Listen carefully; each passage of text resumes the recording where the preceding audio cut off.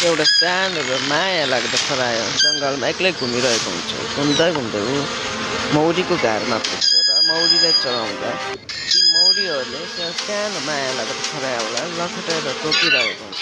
त्यसो पर बसेर हेरिरहेको एउटा बाँदरले देख्छ र गएर ती मौरीहरूबाट त्यो सानो र माया लाग्दो खरायोलाई बचाउँछ। मौरीहरू भागेर पछि खरायो र बाँदर मिलेर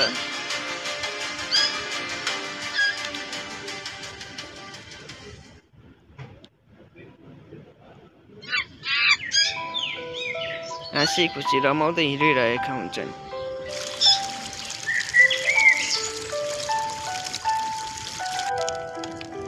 बाँदर र खरायो मिलेर माछा पोलेर खान्छन् र राति सँगै सुत्छन्।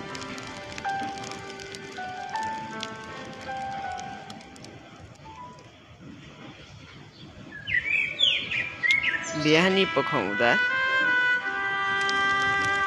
खरायो सुतिरहेको मौका पारेर बाँदरले चिलको अन्डा चोर्न गइरहेको हुन्छ र चिलको अन्डा चोरेर भागिरहेको बेलामा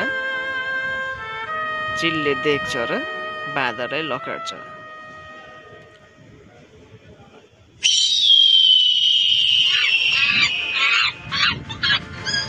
यो सब पर बसेर हेरिरहेको खरायोले देखिरहेको हुन्छ र